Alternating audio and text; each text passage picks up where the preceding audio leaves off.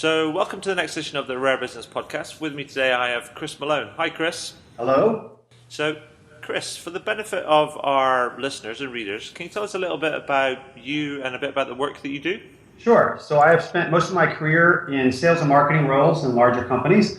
I started my career in sales with Procter & Gamble, later worked for the National Basketball Association before working in brand management for Coca-Cola, and later became the chief marketing officer at Aramark Corporation, which is a $13 billion food service company in the U.S., and then also Choice Hotels International, which is a franchisor of 6,000 hotels around the world. Wow, okay. So you have been around a bit.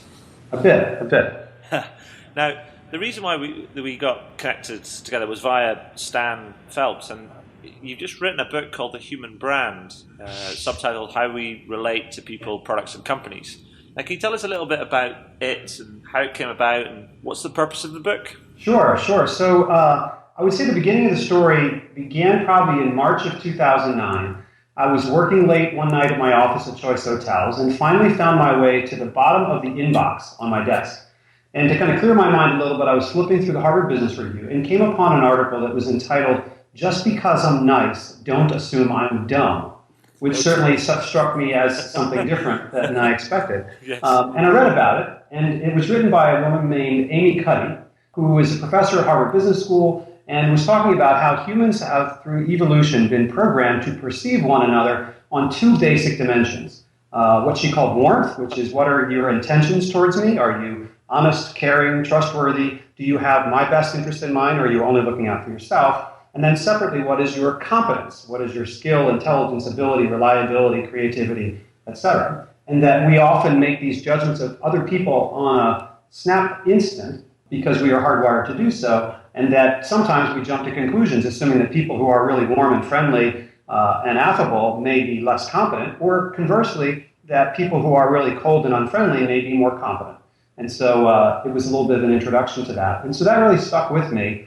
And then it wasn't until about a year later that I stumbled across the work by Amy Cuddy's mentor, who was Dr. Susan Fiske at Princeton, and really hit upon the idea of, gosh, if we are interacting with one another like this, wouldn't it be likely that we are interacting with companies and brands and customers on the basis of those same perceptions? And so that's really where the beginning of the book began. Okay. And the book is, I saw also that there was a synopsis or an overview article published in the European Business Journal, which you were kind enough to send to me. And it goes into this in a bit more kind of detail. I mean, does this happen in reality right now, or is this a shift for brands? I mean, do brands deal with?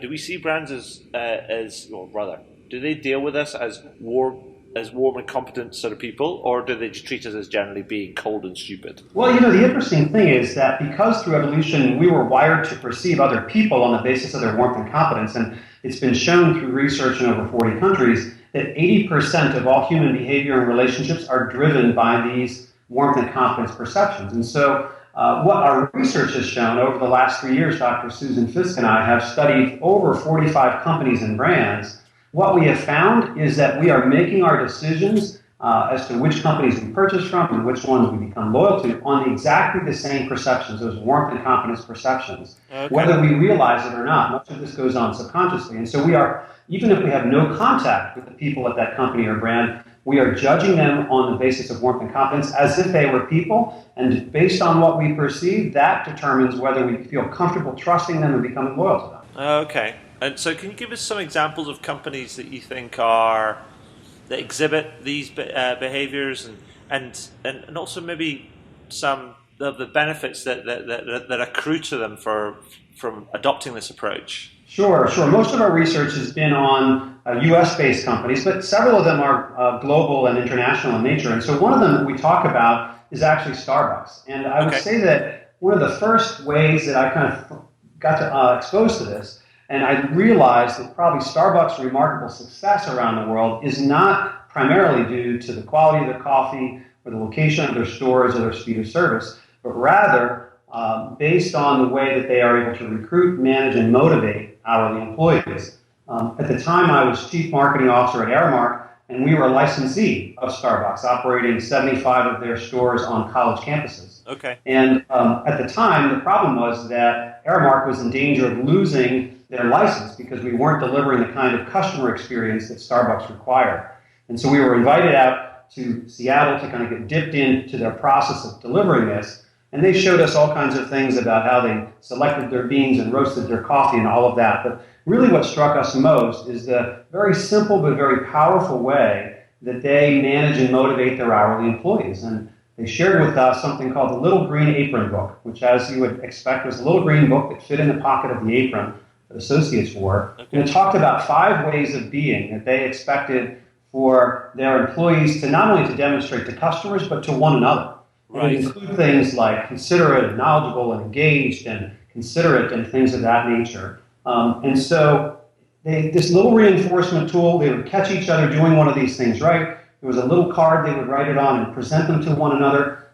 Every day, a half dozen of these cards or so would be presented to one another, and they'd be saved in the back room of the store and then shared with the rest of the organization. And what it did is it not only demonstrated warmth and competence to customers by encouraging employees this way, but it demonstrated the same management and consideration and recognition and warmth towards one another. And that is one of the things that we've seen, is that Starbucks has been really successful because of the way they treat their employees, and that empowers their employees to turn around and deliver a great experience to their customers.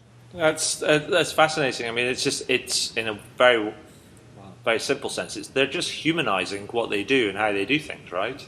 That's exactly the point, and it's a very cogent way to summarize it, is that the Industrial Revolution has so dehumanized commerce between people. If you think about it, for most of human history, commerce between people was conducted face-to-face. Yeah. And our brains and our senses are finely tuned to pick up all of those warmth and competence cues from other people on the basis of their facial expressions and their body language and their verbal communication and all of that. And the Industrial Revolution has really disrupted a lot of that. And so as a result, it's become very transactional, very distrusting, and we've lost a lot of that content that we used to pick up to determine who we could trust and who we felt comfortable becoming loyal to.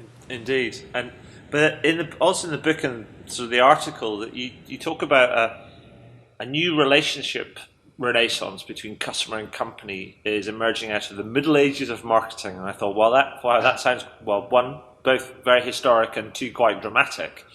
But yes. Can you explain to me what you mean by this, and what's this big sort of like change that's happening? Yeah, so I think that finally, after 150 years, we are coming full circle, almost kind of back to the future. And so, whereas it used to be in small communities that the relationship that existed between a merchant and a customer was very balanced and very interdependent. The merchant was as dependent on the customer as the customer was on the merchant. There wasn't direct deposit or credit cards. We had to pay with IOUs and barter. And frankly, if a merchant did wrong by a customer in a community, usually it got resolved pretty quickly, because if the merchant didn't make it right, pretty much everyone in town would know about it by Sunday church, and that merchant would come under pressure to make it right or risk losing his livelihood. Mm-hmm. Well, the Industrial Revolution really disrupted all of that, right? We got tremendous benefits from mass production, mass communication, mass distribution. There were scale efficiencies, reduction in cost, much more profit, much more availability. But this notion of direct contact between the merchant and the customer really started to go away.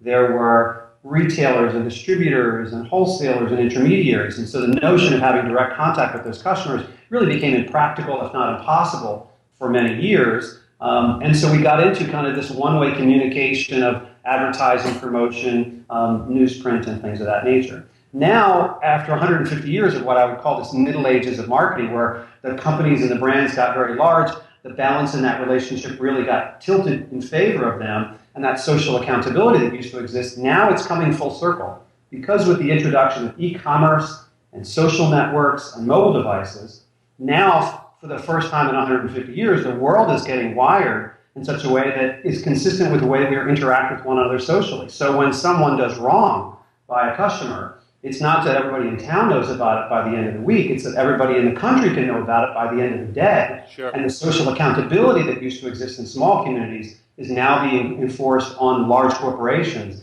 in a way they haven't really been accustomed to. And so we are moving into this world where those technologies are, again, focusing on warmth and competence, but it's kind of enabled like warmth and competence on steroids through this technology. I mean, it's fascinating. It reminds me of this, you're talking about effectively an anthropological shift in the way that we, I guess, choose the people that we want to do business with. Because I think that, and it also reminds me of a story that I heard. There was a guy, but an old ad guy by the name of Robin White, Wight, and he was responsible for some of the stuff around the original Orange brand, which is the mobile phone brand. Yeah, do you remember the slogan, "The future is bright, the future is orange"? I do remember that. Yes. Yeah. Well, he was one of the guys behind that, apparently. I see. So he's also fascinated by sort of neuroscience and behavior and anthropology and social history and things. And he said, you know what's really interesting? He said, I think there's a big shift going on. He said, but a lot of people ascribe the drivers of the shift down to things like social media. And he says, you know what? That's actually wrong. He says, where I see the shift as happening is it has been happening much earlier. Started happening much earlier than that. He says, because if you look at the advent of the mobile phone, what it did is it liberated us from just point-to-point contact, and allowed us to make our communications more dynamic and less location dependent. And it's, as the internet's developed on the back of that, and with social networking, it's just added sort of fuel to that fire. He says, because what's really interesting, if you align that to ancient sort of communities and also the number of sort of average number of friends that people generally have, or people that can keep in touch with, there's a real alignment around, the average number of followers or friends that people have on sort of things like Facebook and things, or the number of people that people can keep up with is about 140, 150. So then that actually is almost exactly the number that ancient communities used to, the size they used to develop to, and they became self-sustaining communities. And he said we're predisposed, he said, that to operate in that sort of way, that sort of size. And so it is, as you say, a lot of it's about warmth and reach and intimacy and everything else. So I just thought I'd add that in as a bit of an aside, as it were. Yeah, I think that is tremendously insightful. I would tend to agree entirely. And that, as much as the technology around us has changed, whether it's over the last few hundred years or the last 10 years, fact is the psychology that we are wired with has not changed for thousands of years and is not going to change in our lifetime. Well, just the context that we are operating in. And so that is what I think is really underlying. I think his point on mobile phones and allowing us to communicate in a more less point-to-point way is it's enabling much more free communication than ever has existed for our lifetime, and much more similar to what used to happen in a small community. Yeah. We used to make so much of our decision on the basis of the person we were dealing with, more so than even the product or service itself. And that, I think, is where we are headed again. Fantastic. Now, so that's a big shift for many companies. And so, because many companies, particularly if you think about industrial economics and production line systems and things, and they think about brands, as it were, and many of them think about Pantones and kind of dimensions and logos and all of these different sort of things. But actually, it's much, much more than that. It's they're adding a whole human and behavioral element onto it. So I mean, where should companies be starting with all of this? I mean, this is a big change for some people. I mean, where should they start? Yeah, well, it's funny, exactly what you said. It is a big change. And it is really what inspired me to write this book and to want to share this insight with the world is that a few years ago, after doing this work with Dr. Fisk, I basically concluded that about 50% of everything I was taught and trained in Fortune 500 companies over my career is either no longer true or may not have ever been true. Yeah. In terms of what we could do to squeeze out success, to position a product, to build loyalty with the customer, to compete with competitors, to gain competitive advantage and so forth. And a lot of what we have taken for granted is actually no longer working. So in terms of where companies need to start, I think it really can be boiled down to three imperatives.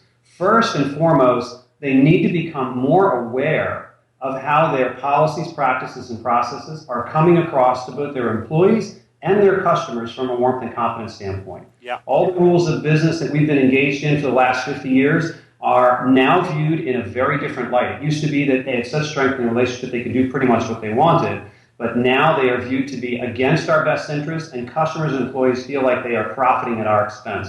So that would be the first step. Yeah, okay. And so, I mean, actually, the thing that you talk about, the things that you learned in your time in Fortune 500 companies, I thought, often reflect and think about education, particularly business education. And I did a quick survey once of the top institutes or universities of business education around the world, and it made me think about how many of them were actually directly teaching customer service, customer retention, customer loyalty as core parts of their programs. Mm-hmm. And I found very, very, very few that were teaching those in the program. So it's like what's really interesting is I don't necessarily think that the education establishments, there's some pockets, but the broad sort of tenor of education, it hasn't caught up with what's happening in the real world as well. That's exactly right. There's always a lag. And I think, back when I was in grad school at Wharton back in the early 90s, that was kind of at the heyday of kind of the customer-focused movement and so forth, and there was a lot of focus on that. But I think with technology and the internet and all the entrepreneurship that has happened over the last 10 or 15 years, we've really lost that. And we haven't recognized for all this scale and efficiency that we're getting, there is a trade-off, right? Yeah. The lack of human contact means lack of the stuff where we build loyalty. So now, despite that we have more data, more technology, more ways to communicate than ever before, actually customer loyalty has never been lower. That's fascinating. And so I hope more people pick up the mantle, because it's we don't like being sold to, but we like doing business with people that we trust. Exactly right. Exactly right. So Chris, I mean, that's fascinating, and I'll tell you what I'm going to do. I'm going to make sure that we point as many people as we possibly can at the book, but before we sort of wrap up, is there anything else that you'd like to add? I mean, top things that you want people to think about before I give you my famous last question? Sure. Well, the one thing I would offer is that people often ask us, so if you think we should become more self-aware of how we come across from a warmth and confidence standpoint, how do I do that? And so to answer that question, we actually developed a free web-based application. It's located at loyaltytest.com. Okay. And what it does, it allows you to kind of quickly, anonymously, and easily gather feedback from your customers or your friends or your colleagues about how they perceive you from a warmth and confidence standpoint, and you can see how that compares to the 45 companies and 20 celebrities that we've evaluated. So they may find that helpful if that's of interest. That's brilliant. And now on to my final question, which I always ask at the end of these interviews, is this. Is there anything that you would like to shamelessly plug? Yeah, I think the only thing I would like to plug, again, for the benefit of readers, is that in addition to my own book, there is another book that I would recommend by another author that I think is a great complement to it. And it's called Give and Take, and it's by a professor from Wharton named Adam Grant. Yeah. It's a New York Times bestseller. You may have heard of it, and I think that it's a great book that helps explain from a person-to-person standpoint why it's always better and why we will be more successful if we put the best interest of others ahead of ourselves. And then in companionship with our book, I think we show how that works in a customer, company, and brand context. And so I think they are nice complements to one another, and I really enjoyed his book, and I think others may as well. Chris, I mean, that's great. I mean, I have heard of Adam Grant's book, and I do actually have it, and I would endorse that. I think it is some people will think about, well, the human brand might be about how the business does, but actually Adam Grant is, as you say, is a compliment on how do we operate on a professional, individual kind of level as well. So yes, it's a great shout out. It's a great shout out, and it's very generous of you. Very happy to do it. So Chris, finally, just, what I want to say is that what we'll do is we'll make sure this gets edited up and written up, and I just want to say thank you for your time and for sharing the insight, and also sharing the book with us. And it's been really fascinating and interesting to talk to you. I mean, I agree with what you're trying to do. I think it's a great drum, and we'll try and beat it a little bit louder for you. Well, thank you so much. I really appreciate it. I'm so glad that Stan connected us, and so I'll have to thank him. I really enjoyed our conversation. Brilliant. All right, take care, Adrian. Thank you. Yeah, bye-bye.